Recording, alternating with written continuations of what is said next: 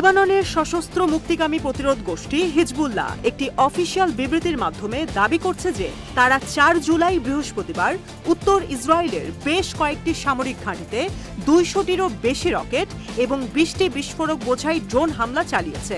নিউজ.এজ Israeli media সূত্রের বরাত দিয়ে প্রতিবেদনটি প্রকাশ করেছে। আজারবাইজানের তথ্য ও গবেষণামূলক সংবাদ সংস্থা নিউজ.এজ কাতার ভিত্তিক সংবাদ মাধ্যম আল জাজিরার তথ্যসূত্র অনুযায়ী একটি এক্স পোস্টের মাধ্যমে ইসরায়েলি সামরিক ঘাঁটিতে হিজবুল্লাহর হামলার কিছু তথ্যচিত্র ও ভিডিও ফুটেজ প্রকাশ করে পোস্ট করে।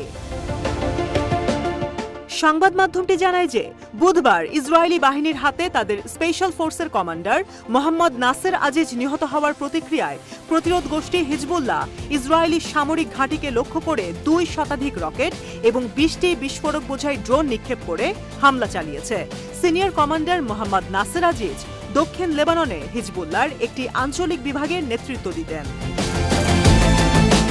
এদিকে সন্ত্রাসবিরোধী যোদ্ধাদের সহযোগী গোষ্ঠী ইসলামিক রেজিস্ট্যান্স ইন ইরাক বলছে যে দখলদার শাসক গোষ্ঠী যদি লেবাননে নতুন করে যুদ্ধ চালাতে চায় তবে ইসরায়েল এবং মার্কিন যুক্তরাষ্ট্রের বিরুদ্ধে লড়াই করার জন্য তারা সর্বাত্মকভাবে প্রস্তুত রয়েছে। প্রতিরোধ গোষ্ঠীটির একজন ফিল্ড কমান্ডার অফিসার বুধবার গ্লোবাল নিউজ এজেন্সি এএফপিকে জানিয়েছে যে লেবাননের বিরুদ্ধে পূর্ণাঙ্গ সামরিক আগ্রাসনের ক্ষেত্রে তারা একটি পূর্ণাঙ্গ সামরিক আয়োজনে মাঠে নামবেন, যে আক্রমণের তীব্রতা বাড়তেই থাকবে। নাম প্রকাশ না করার শর্তে ওই কমান্ডার আরও বলেন যে ইরাকের ইসলামিক প্রতিরোধ ইতিমধ্যেই লেবাননে বিশেষজ্ঞ এবং উপদেষ্টাদের পাঠিয়েছে। এদিকে সংবাদ মাধ্যম প্রেস টিভির বৃহস্পতিবারের এক প্রতিবেদন থেকে জানা গেছে ইরাকি রাষ্ট্রবিজ্ঞানী আলী আল বাইদার সতর্ক করেছেন যে ইসরায়েল এবং লেবাননের হিজবুল্লাহ প্রতিরোধ আন্দোলনের মধ্যে একটি বড় যুদ্ধ শুধুমাত্র লেবাননের ভূখণ্ডে সীমাবদ্ধ থাকবে না। তিনি আরও বলেন ইরাক এবং এই অঞ্চলের সশস্ত্র গোষ্ঠীগুলো সংঘবদ্ধভাবে এই সংঘর্ষে যুক্ত হবে এবং একযোগে জায়নবাদী সরকারের বিরুদ্ধে লড়াই চালিয়ে যাবে।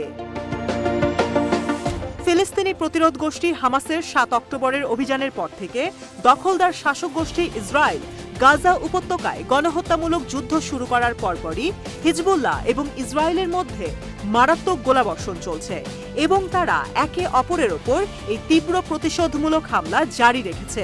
সাম্প্রতিক সপ্তাহগুলোতে হিজবুল্লাহ যোদ্ধারা এবং ইসরায়েলি বাহিনী তাদের আক্রমণ জোরদার করায় ব্যাপক আঞ্চলিক সংঘর্ষের আশঙ্কা বেড়ে গেছে।